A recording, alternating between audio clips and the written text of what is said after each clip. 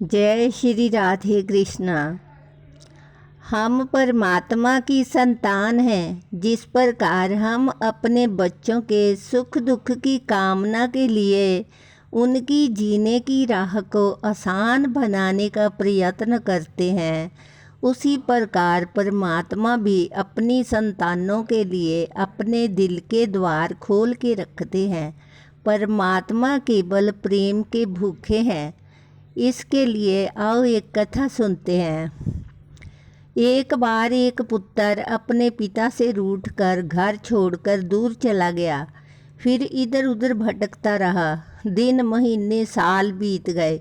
एक दिन वह बीमार पड़ गया। अपनी झोंपड़ी में अकेले पड़े उसे अपने पिता की याद आई कि कैसे उसके पिता उसके बीमार होने पर या दुखी होने पर उसकी सेवा किया करते थे।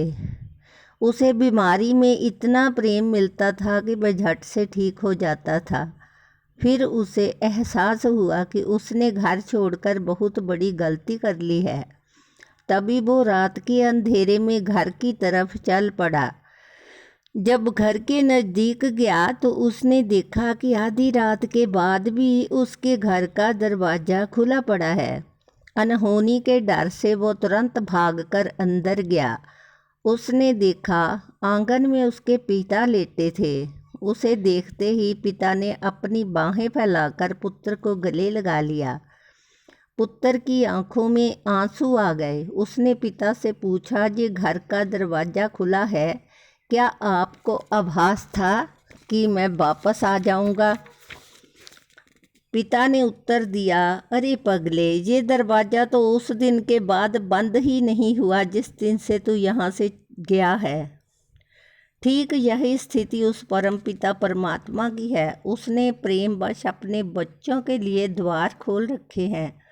पता नहीं कब कोई भटकी हुई उनकी संतान वापस लौट आए।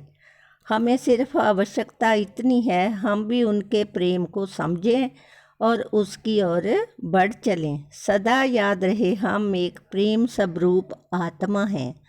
जय श्री कृष्णा, जय श्री राधे।